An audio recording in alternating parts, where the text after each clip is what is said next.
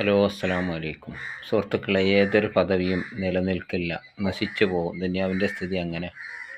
ഇപ്പോൾ ഭരണമാറ്റം നടന്നല്ലോ. 10 വർഷം LDF ഭരണം നടന്നു. ഇനി UDF ഭരണമാണ്. അത് ഭരണം അങ്ങോട്ടും ഇങ്ങോട്ടൊക്കെ മാറി മറിഞ്ഞുകൊണ്ടേയിരിക്കും. നമ്മളിപ്പോൾ എത്തിപ്പെട്ടത് ദുൽഹജ്ജ് മാസം, ഹജ്ജ് നടക്കുന്നൊരു മാസത്തിലാണ്, പവിത്രമായ മാസത്തിലാണ്.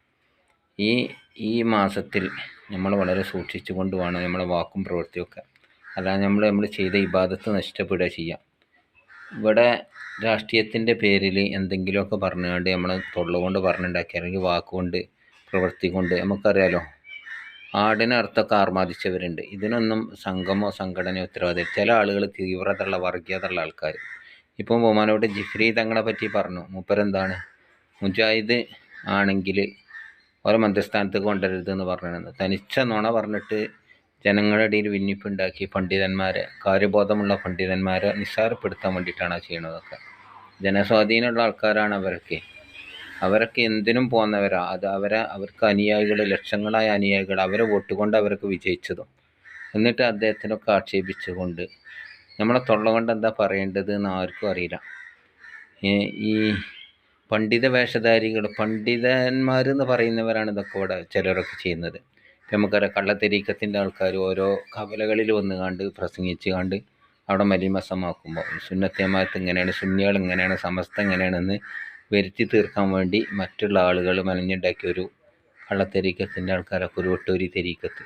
ഇത്തരം ആളുകൾ കവല തോറും അവരെ ഈ കാളമൂത്രം വിസർജിച്ചു കൊണ്ടിരിക്കുമ്പോൾ ഇവിടെ മുസ്ലിം സമൂഹത്തിനെ ഉന്മൂലനം ചെയ്യാൻ വേണ്ടിയിട്ട് ഒരു വിഭാഗം യുക്തിവാദികൾ കച്ചകെട്ടി ഇറങ്ങിക്കൊണ്ടിരിക്കുമ്പോൾ അണ്ടനും അടകോടനും ഏത് മോശപ്പെട്ടവനും ഈ കയറിച്ചെന്ന് നിരങ്ങാനുള്ള ഒരു ഇടമാക്കുന്നതിന് പകരം ഓരോ വ്യക്തികൾക്കും അവർക്കുള്ള ഇസ്സത്തുണ്ട്. അത് നമ്മൾ കാത്തുസൂക്ഷിക്കണം. മറ്റുള്ളവരെ പോലെയല്ല നമ്മൾ.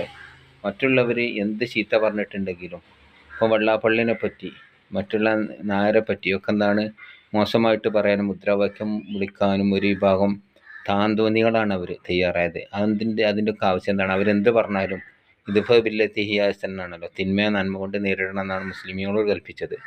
എന്നാൽ ഇത് വെറും രാഷ്ട്രീയത്തിലും വർഗീയതയിലും ജീവിക്കുന്ന ആളുകളെ ഇങ്ങനത്തെ കാര്യങ്ങൾക്കൊക്കെ കൂട്ടിക്കൊള്ളും.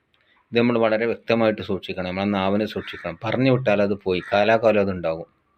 ഒരാളെ നമ്മൾ നിസ്സാരപ്പെടുത്താൻ പാടില്ല. അവനവൻ്റെ കുറ്റം കുറവും പോരായ്മയും നോക്കി അവനവൻ്റെ ഈമാൻ സൂക്ഷിച്ച് നിൽക്കുന്നതിന് പകരം മറ്റുള്ളവർ പോരായ്മയും കുറ്റം നോക്കിയിട്ട് നടന്നിട്ട് എന്ത് കാര്യം കിട്ടണത്? ഇന്നല്ലെങ്കിൽ നാളെ മരിച്ചു പോകും. നമ്മളെ പറ്റി നല്ലത് പറയാൻ ഏതായാലും ആളുണ്ടാവുമെങ്കിൽ ചീത്ത പറയാത്തൊരവസ്ഥ ഉണ്ടാക്കണ്ടേ? വളരെ മോശമായിപ്പോയി. ലജ്ജാവഹം